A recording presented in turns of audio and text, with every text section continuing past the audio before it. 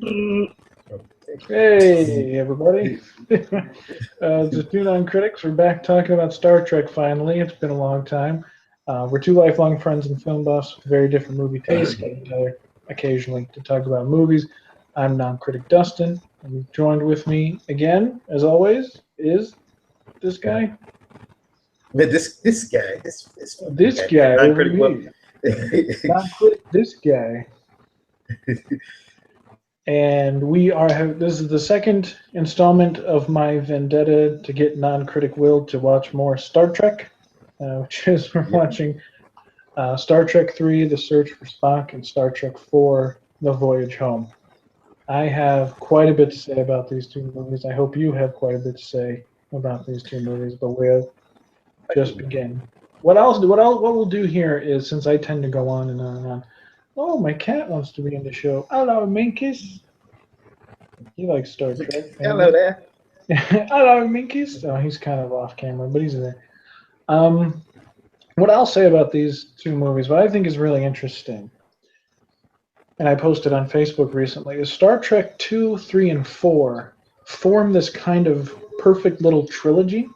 That's not to say all three movies are perfect, because they're not, but they're a Yeah. unique trilogy because, for one thing, they're sort of in the middle of a big movie franchise, but they have one continuing story. They have character development that continues through three films, and this beautiful arc that happens with everyone that begins with two and ends in four. And if those were the only three Star Trek movies that were ever released, I'd be cool with that, because Star Trek 5, as you'll see, oh boy, Star Trek 5 is not a good movie.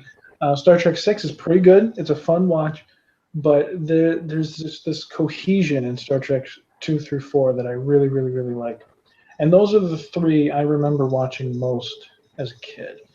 But we'll start off with Star Trek 3.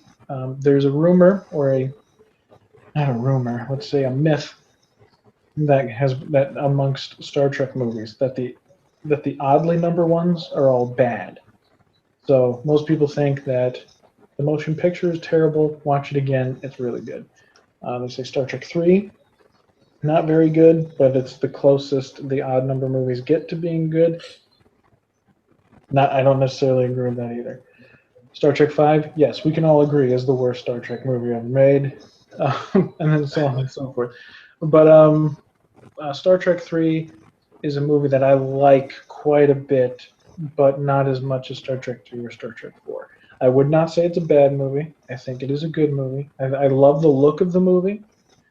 I love how cheesy and 80s so many of the costumes are. That's my favorite depiction of the future, is the 80s, because every sci-fi movie that takes place in the future, they basically just make all the fashion of the time that they're already in and make it weirder. And the 80s were already super weird, and then they just made it even weirder, and I love that. And I like that when they're on the Genesis planet, sometimes it looks great, and other times it looks really cheesy, almost like an episode of Star Trek. I like that the characters through the first actors have to really, there's this sort of somber tone going on as all the characters are sort of dealing with the loss of this friend. That's something you've never really had to watch these heroic characters really cope with a death like that before. A little bit in the show, like City on the Edge of Tomorrow, but not a whole lot. And I think Christopher Lloyd is great as the bad guy, although I don't think the bad guy is very interesting. Um, this is the movie that sort of gave the Klingons more depth. Before, up till now, they were just like, oh, Klingon, oh, bad guy. Now they have you see they have a sense of honor, and that they're kind of like space samurais. And Yeah. so there's a lot about the movie I like. There are individual things in the movie I like, but as a whole, the movie doesn't really quite hold together for me. It feels like there's a lot of there's like things about it that work, but they don't all stick. There's some sort of glue missing, and I'm not sure what that is. Okay. But anyway, that's me. What did you think of Star Trek 3: The Search for Spock? Um. Okay. I liked well, as far as both movies, I watched them back to back. I watched The Search for Spock and then The Voyage Home. I guess it's true. I like the fourth one better than I like the third one, but that doesn't mean I don't appreciate the third one either. Okay, Christopher Lloyd as the main villain, the Klingons, the leader of the Klingons. It was just weird seeing him like that because I'm so used to seeing Back to the Future. So it was just weird seeing him like that. Yeah, it was just so weird seeing him like that. But I mean, okay, the movie in general, like just the story and finding Spock, I thought that was interesting. How they put in the concept that I guess before Spock died, he melded his mind or his I think they call it Katra or something like that into McCoy. So McCoy's going insane. So I like the fact that the SS Grissom, you know, when they found their radars or their scanners detected a life form on the Genesis planet, and you know how they showed the casket that Spock was in, but it was empty. So now, yeah, it's a whole mystery. Where is he? Where's Spock? What I didn't expect, which I like, was that Spock was back to being a baby, rapidly aging to an adult. I did not see that one coming. I thought he just, you know, when we were talking about it, I know when I kept calling it the Return of Spock. Yeah. You know, and you're making fun of me about that. That's what the movie is, the Return of the Spock. I thought, somehow, yeah, he came back to life, or he didn't die. His heart rate just really slowed down, and everybody thought he was dead. I thought something weird like that, but I didn't expect the Genesis planet to kind of rejuvenate or regenerate, give him a rebirth. Yeah, regenerate or give him like a rebirth, and where he's starting to he's starting to age rapidly because of the planet is unstable, which due to the fact of Kirk's son screwing with the Genesis project. I guess there was some unstable atoms or something like that he put into it, which is why everything was weird. But I mean, I like the movie. I like the I like the explanation. I felt bad when Kirk's son died from the Klingon. But right, you sound like you feel bad. No, because I afterwards I couldn't help but like laugh a little bit. Not from him getting stabbed, but Kirk's reaction. Because over and over he just kept saying, "You Klingon bastard! You killed my son! You Klingon bastard!" Like what? No other lines. I'm like, oh my god, William Shatner. Like, well, no, it's not. That's not his fault. They gave him those lines, but who thought in their right mind that, you know, this would work? Just say that over and over and over again with more emotion every time.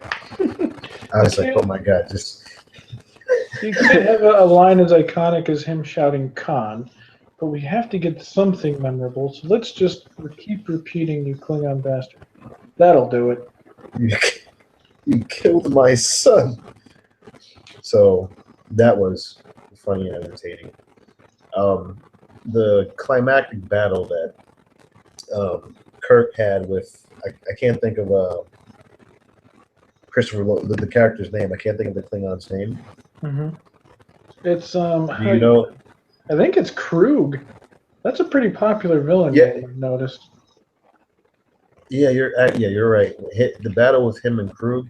I did not think Kirk would get the upper hand because Klingons are just naturally stronger than humans. So I thought that he was going to utterly, the way I pictured it, I thought he was going to utterly destroy Kirk until Spock will try to gain some type of consciousness and help fight Krug, help fight him with Kirk. I thought something like that because Klingons are a lot stronger than humans. So right, they are, but Kirk, he's a resourceful dude. He's fought a lot of aliens in his time. Oh, and another thing I thought was I wouldn't possibly cheesy a little bit was when they were going to self-destruct the Enterprise, and they had to say their codes, and the final code was 0, 0, 0. I was like, okay, it's so dramatic. That's the final code. It was all right. All right, that was amazing right there. So, yeah, there's a lot of the movie that's kind of too much, too big, too dramatic. I think. Yeah, it had a lot of dramatic scenes, but overall, getting Spock his memory back, and making sure that the ritual that they do to bring his spirit and his body back together, and trying to do it without killing McCoy and Spock at the same time, that was interesting. And Spock was like, to see that relief that he is remembering when he's like, Jim, your name is Jim. He's like, yes, Spock, yes. That was nice. Sorry, I can rewind back a little bit. Even before that, when they stole the Enterprise to leave to save Spock, I thought that was nice because it was a big scare that the door wasn't opening for them to leave, and they would have just crashed to the door and blow up. So it was just ends. Search for Spock is over. There was a pretty intense for movies that around that time. That was an intense scene, but I like the Search for Spock. It did surprise me because there were things I didn't expect, like I said, him being a baby and rapidly aging. The planet supposed to have blown up, but it still took forever to blow up, so they had enough time. That was nice. Everything worked out for them in a sense, and Kirk just randomly knew. Well, I guess he knows some of the Klingon language, and he was able to beam himself up. Well, have his general beam them up.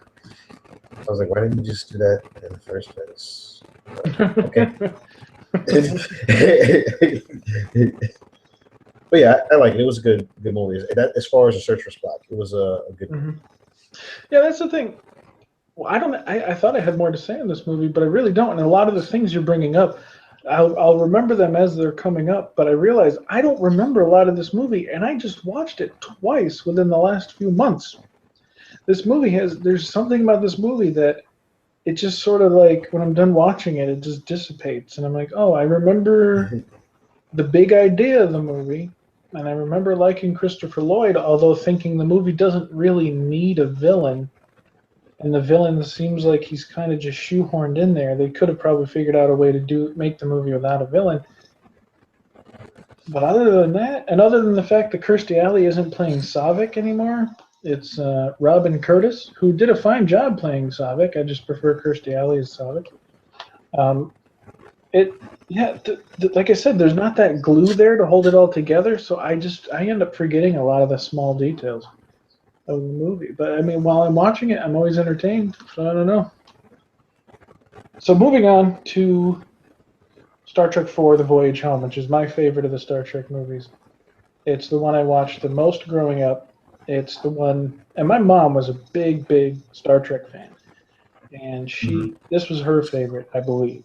May have been The Wrath of Khan. Maybe it depended on the mood she was in, but I remember this being her favorite. And I think that this movie completely holds up.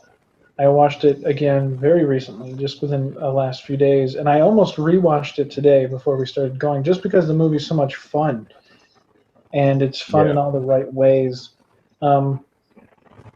This is that's what to say about this movie. I mean, like, this to me is what more Star Trek movies should be.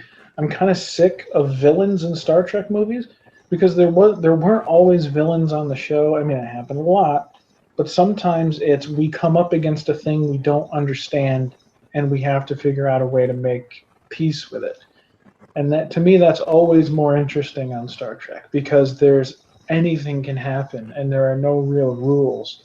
So there's just a big giant space cigar with a little rubber ball attached to it comes up, and it starts wanting to talk to whales. And for whatever reason, because it can't talk to whales or because it doesn't realize its technology is fucking up Earth, they got to go back in time and save some whales. Now, a lot of people shit on this movie because they say it's preachy, and it's very, very preachy.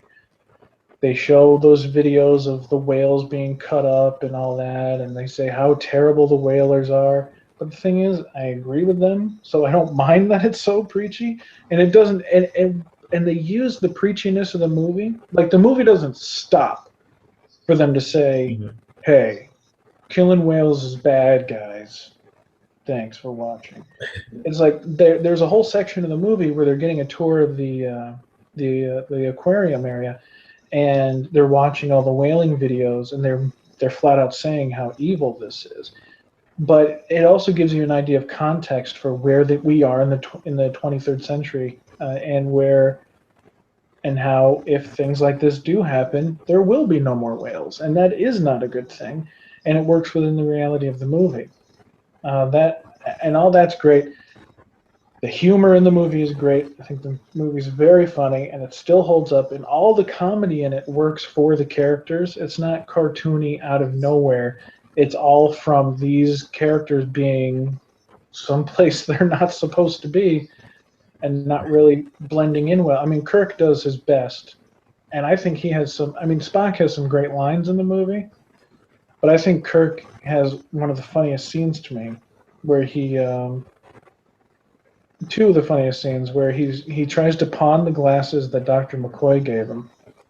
And he's playing it cool. He's being Mr. Kirk, Captain Kirk. He's all suave and shit. And the guy's like, I could give you $100. And he's like, is that a lot? Like, you just see he has no idea what he's talking about. And then when he tries to explain away Spock, and he's got his swagger, he's going up to the doctor, and he's like, oh, he did a lot of LDS in college. She's like, LDS, huh? Okay. And it's just, to me, I love those lines because it's within that character. Like it's tempting to do Captain Kirk as this infallible person, as Captain Kirk, the greatest captain in Starfleet history, and make him this big hero. But those little moments like that really make me warm to him. And William Shatner is very, very good in this movie. I don't say that a lot about Bill Shatner because I think he tends to go overboard, but I think he hits it just right with this movie. And also something else I love about the movie, I love the way it looks.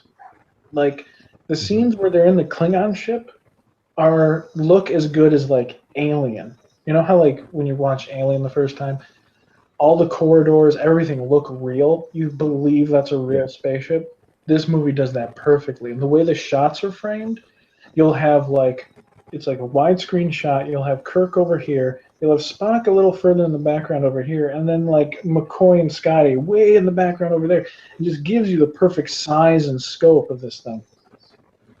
And one of my favorite scenes is when they're having dinner. And, he's trying to explain, I was like, no, I'm not from outer space. I'm from Utah. I only work there. Is he from Utah? Iowa. I'm from Iowa. I only work in outer space. Like, that's a great scene on its own. But I love the fact that when it's over Kirk's shoulder, he's kind of like way off to the side here, and the doctor's kind of here, and then there's all this space over here, just giving you a sense of the restaurant they're in. For some reason, stuff like that, I love it. I'm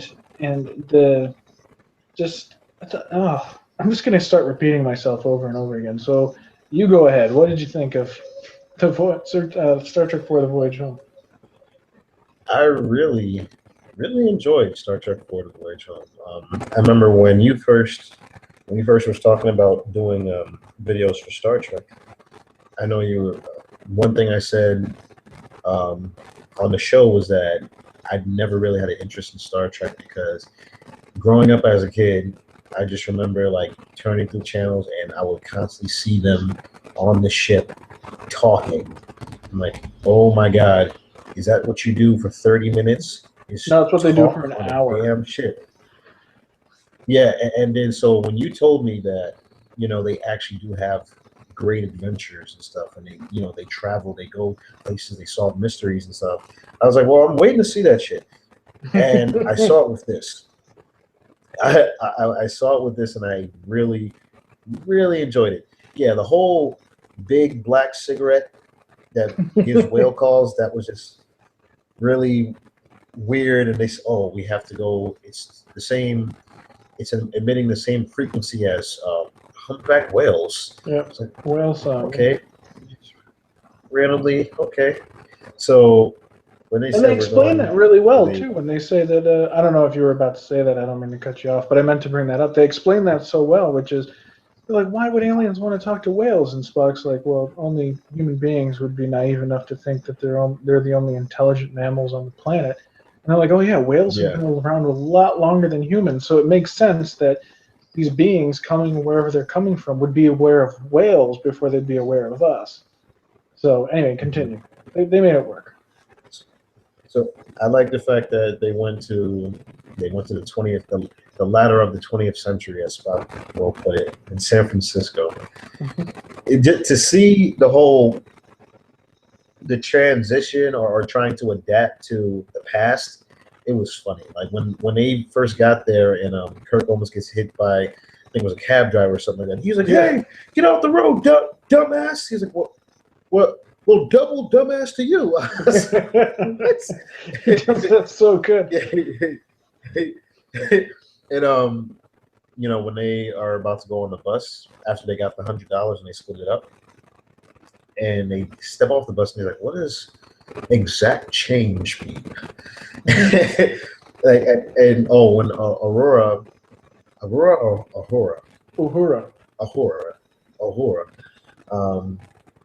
When they were asking, they first asked the cop, hey, do you know where the naval base is for the nuclear missiles? We're looking for the nuclear missiles. And the cop's just like, yeah. Like he's just looking at him like, are you fucking serious? He didn't even arrest him. He just kept looking at him like, don't fuck around with me right now. Just the whole trying to adapt to the 20th century. It was hilarious. It was comical. It was a nice adventure. I started dying when Spock, they get to the aquarium or whatnot, or the university. They, Dr. Taylor, she's giving the tour, and then all of a sudden, Kirk looks at the tank, and Spock is in there swimming with the whales, and he's just like,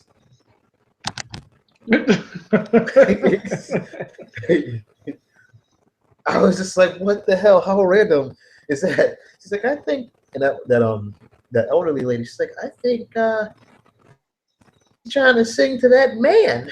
She's like, what man? What the hell?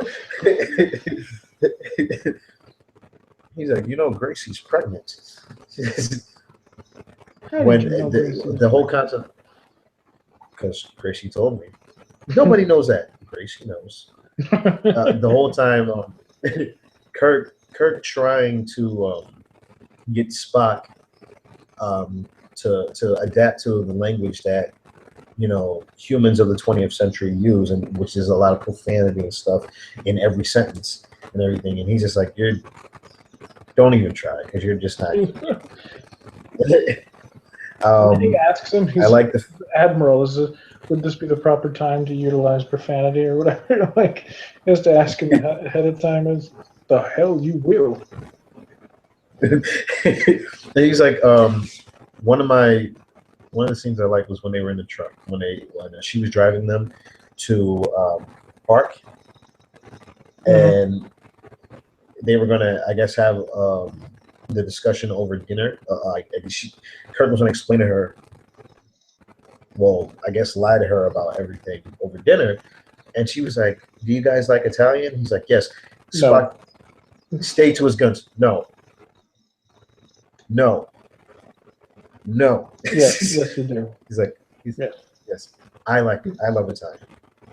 And he does. Like Spock was just true to his guns. It was like, no. No. Well, you don't like Italian food, man. But and then, also when one of your favorite scenes when they were in the restaurant, the dialogue back and forth and how it's like you knew it was going to be a whole bunch of shit that he was going to say. Like she was like, "I want to know the truth." He was like, "You really want to know the truth?" She's like, "Yes, I want to know the truth." So then he took a sip of beer before he started. I was like, "Oh, here we go." Took a nice little sip of beer before he said it. Well, I am from the future. Yeah. Like once he said that whole line, and she was like, "Oh, really? That explains everything." and the fact that I don't know the actress's name, but of course I remember her. Well, Seventh Heaven. Catherine Hicks. And her name is. Catherine Hicks. Catherine Hicks. She was in a movie that was filmed in Binghamton, by the way. Anyway, go ahead. Didn't know that, but I mean, I knew Catherine Hicks from Seventh Heaven, but even before that, Child's Play. Yeah. She was Andy's mom. So I was like, oh man, like the whole time I'm just being a dumbass. I'm just like, oh man, Kirk's trying to hit on Andy's mom. Look at that. Kirk getting in good with Andy's mom. That's what's up. You know what's funny? Something funny about that character is originally that character was going to be played by Eddie Murphy. Yep. What? Yep. When they're originally working on the outline for the movie, Eddie Murphy expressed that he wanted to be in a Star Trek film. And so they came up with an idea of a professor who's obsessed with whales and outer space and stuff like that. And he was going to be the comic relief of the movie, which would have been awkward because the whole movie is very funny. But yeah, he was originally going to be that character. You know what I thought was it was funny and just kind of stupid at the same time was when they were about to leave. They were about to go back to the 23rd century. They got the whales. They stopped the whale hunters as well before they were going to leave and went back to the park. And when he was saying his goodbyes to Dr. Taylor, he's like, "Yeah, you can't come with me." She's like, "I have nothing here. I want to go with you." He's like, "I'm sorry, you can't. This is not for discussion." And the moment he's about to beam up, she just, as simple as grab him and say, "Gotcha," and they beam up together. I'm like, if it was that easy, to go, I was like, oh my god, that was so stupid. It was funny and stupid at the same time. Well, it was funny it's and that easy to just all their particles, everything that they are being disintegrated and transported. And if they had if those had been assembled in the wrong order, they would have been like,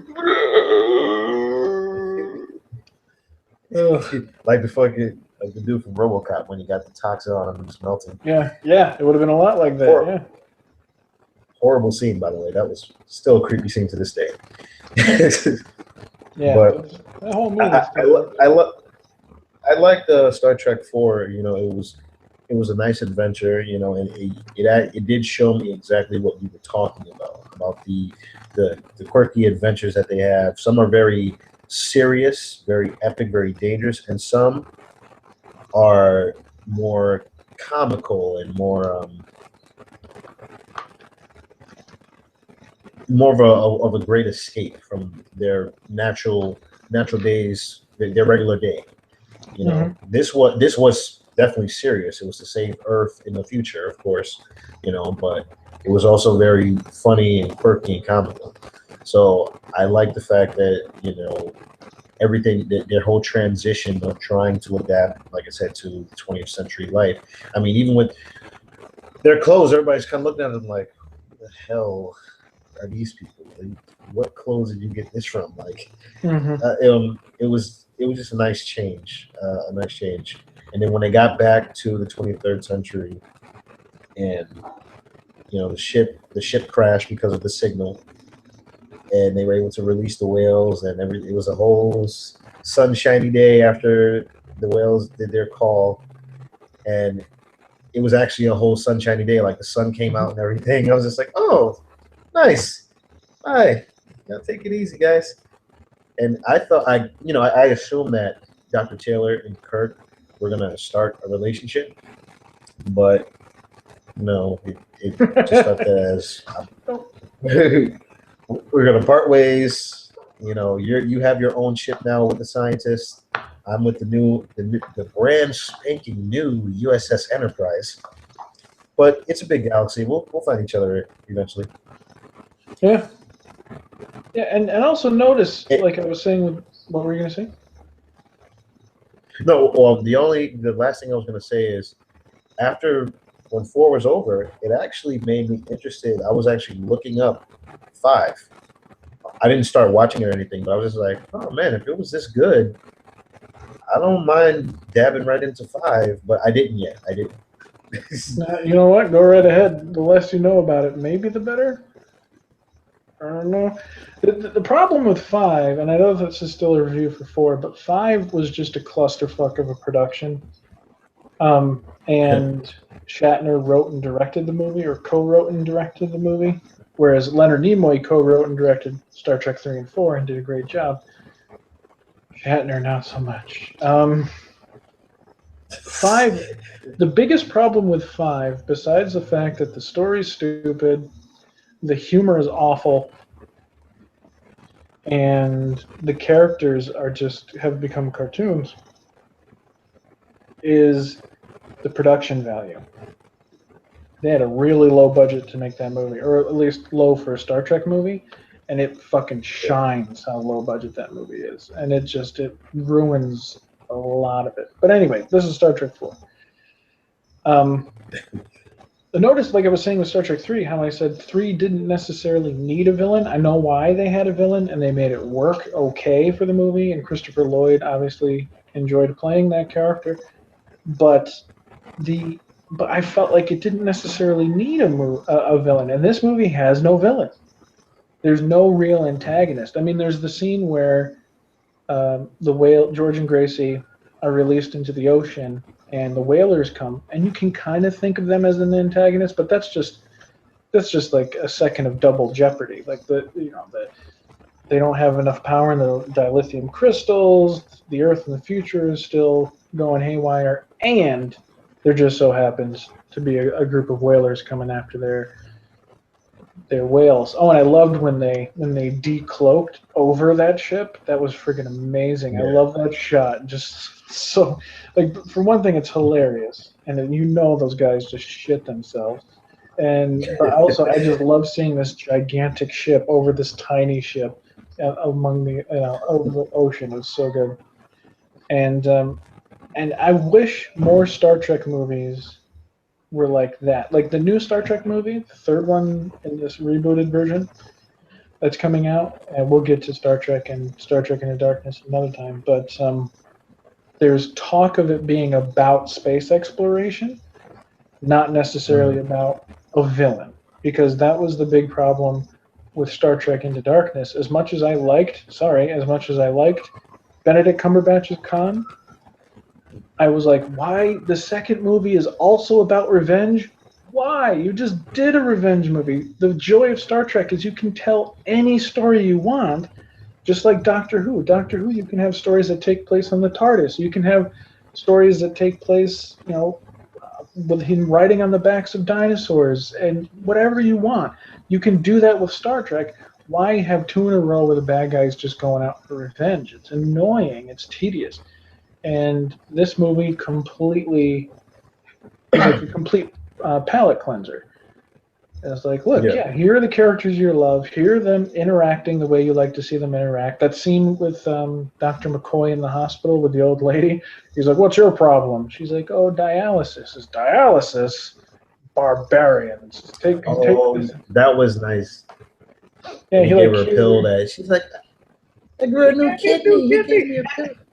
Yeah, that was so good. And that's how you like to see Dr. McCoy. You like to see him kind of like, but also doing his job and helping people. But there's no imminent bad guy, and I love that. That's because the characters and the premise are what work, and they need. I hope they do more of that in the future. And that's what I was trying to tell you. Is that one episode could be about diplomacy, the next episode could be about going into the past or having an adventure, or if it's Star Trek The Next Generation, there are entire episodes that take place on the holodeck, where it's the 30s, and it's just, oh well. So this accomplished what I hoped it would do. It got you more interested in Star Trek.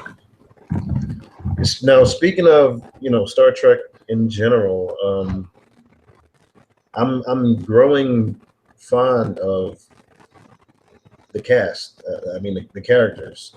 Kirk, Spock, McCoy, I'm Sulu. I'm growing fond of them.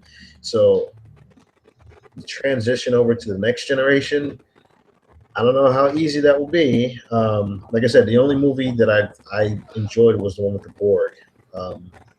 First Contact. Where it was the queen, with the Queen of the Borgs. I enjoyed that, and Captain Picard, the guy from Reading Rainbow.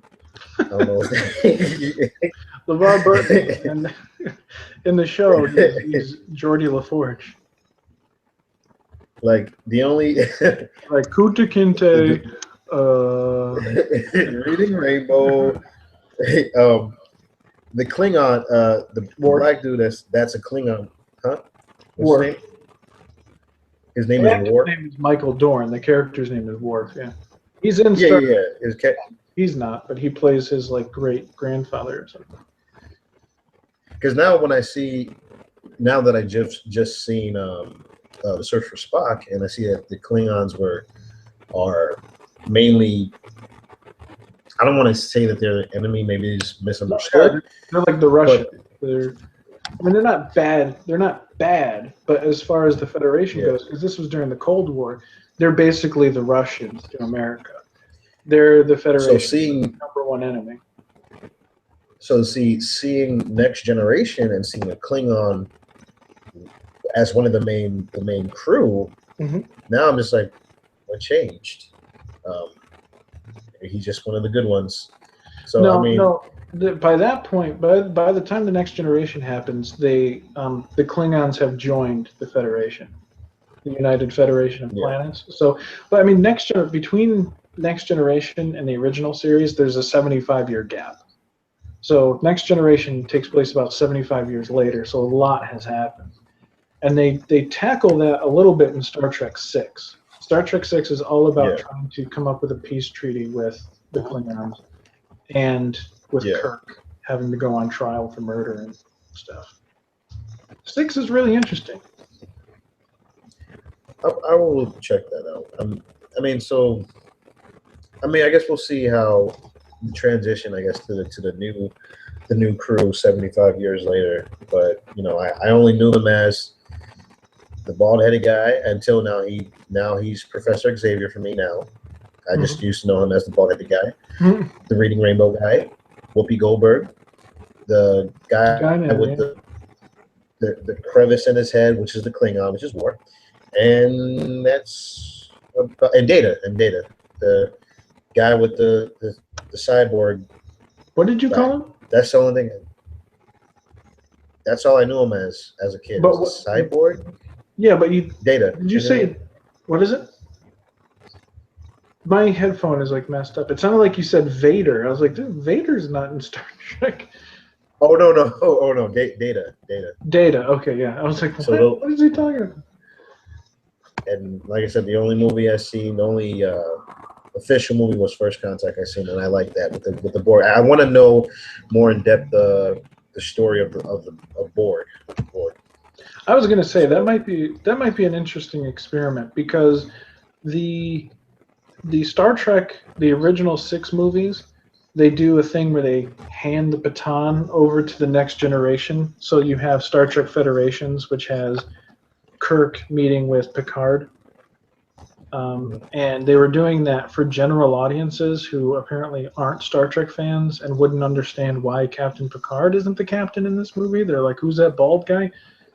But the show had already been on for like 7 or 8 years at that point, so people had grown to accept Captain Picard as the new captain of the Enterprise. And so that movie's just ridiculous right from the beginning. But they never. The big problem with those movies is they, as far as I'm concerned, is they never really do a good job of reintroducing the characters. I think that's the great thing that Wrath of Khan, Search for Spock, and The Voyage Home do very, very well. They have little ways of letting you know who these characters are, even if you already know. Like, even if you go into it with a rough idea, you're like, okay, Kirk is the captain. Well, right now he's the admiral, but I know what he kind of is like. I know what Spock is kind of like. I know what these characters are kind of like, but who are they? They all have a little moment here and there to remind you, or at least tell you who they are. They don't really.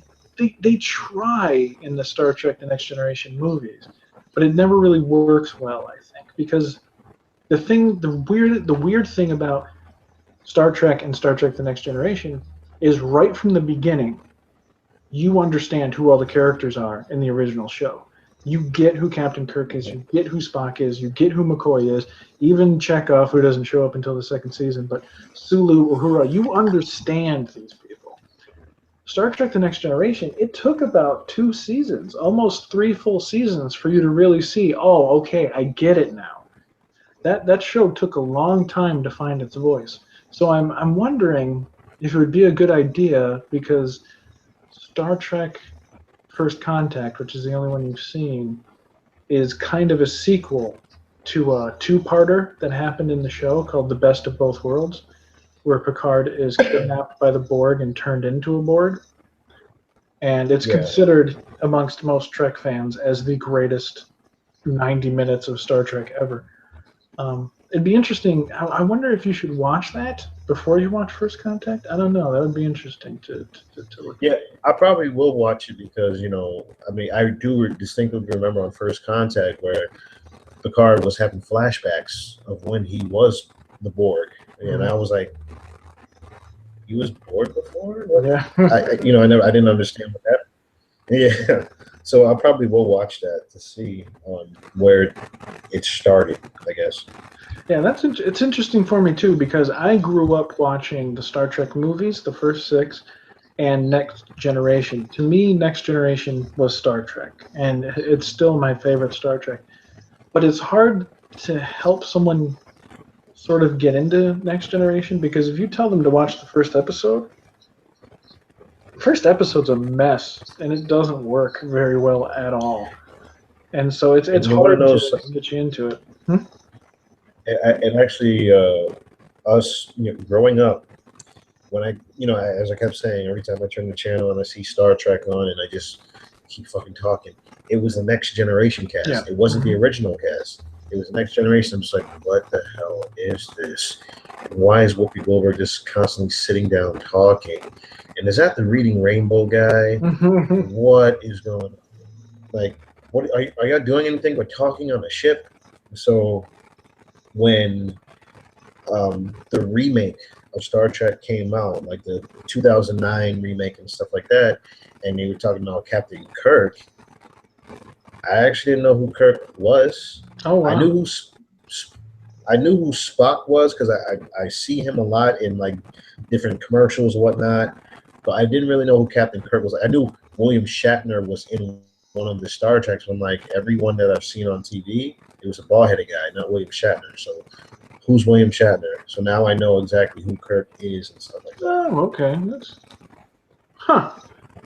That's always an odd point, because to me, Star Trek and like I've said, Star Trek and Star Wars have always just been part of my life, and it's interesting to meet someone like I dated a girl who didn't know the line "Luke, I am your father" was from Star Wars. I was like, how do you not know that's from Star Wars? She's like, I've never seen it. And I was like, what the fuck? It just really messed with my head. And so to talk to someone where, I mean, I'm not a Star Trek expert. There's a lot about Star Trek I don't know, but there are certain basic elements to it that I just assume everybody knows. So whenever I talk to someone who's like, I don't know who Kirk is, I'm like, what do you mean? No, Kirk, understand who is.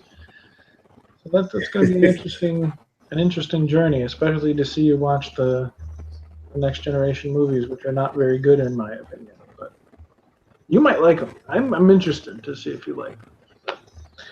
Anyway, Star Trek 3 and 4. Overall, let's rate the 2, 3, and 4 together. I told you it forms kind of a nice little trilogy. What do you think? Overall, how's your opinion? I know you're saying you're more interested in Star Trek now, but overall, how has this changed your perspective on Star Trek? And I know you said you're interested to go further, but how would you say it sort of changed your view on Star Trek? You touched on it, but I was wondering a little more detail, if you had any. As far as watching this trilogy, it did broaden my horizons of Star Trek in general. Because like I said, like I've been saying, all I originally saw was this talking. He got up from his chair, sit down, talking. So now that I'm actually seeing the adventures that they have, the struggles that they go through, the depths of each character, it is becoming more interesting, more entertaining, something that I do actually want to invest time into.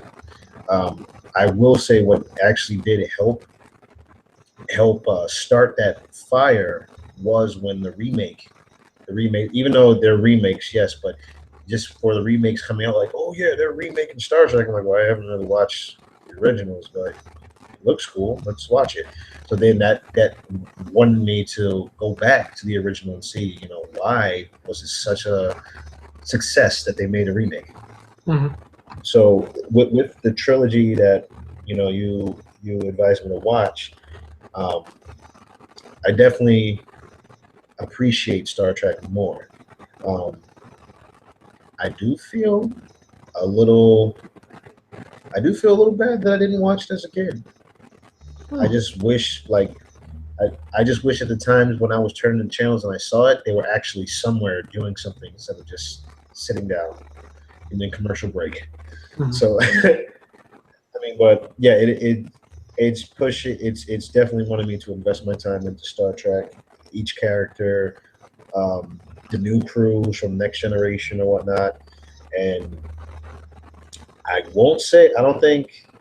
can't say that it will become better than Star Wars to me. I don't think I can say that. I can never say that.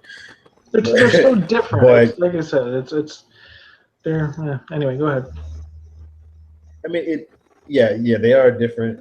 But Star Trek, it looks like it could be a great contender to Star Wars for me. Nice. But Star Wars was still with that ass though for me. Yeah. I mean, you can't ignore Star Wars for the power it had, but I think Star Trek, like I said, Star Wars is in my blood. Star Trek is part of my family, it feels like.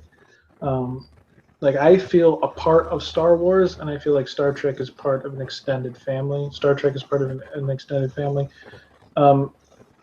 And now that we're older, I'm going back and I'm rewatching all of the Next Generation right now. And there are a lot of episodes I haven't seen for the very same reason that you haven't, which is it's like all they're doing is talking. But now that I'm older and I understand a little bit more about science, I understand a little bit more about diplomacy, I understand a little bit more about character development, these conversations become as riveting to me as an action sequence. And I think hopefully you'll appreciate it the same way.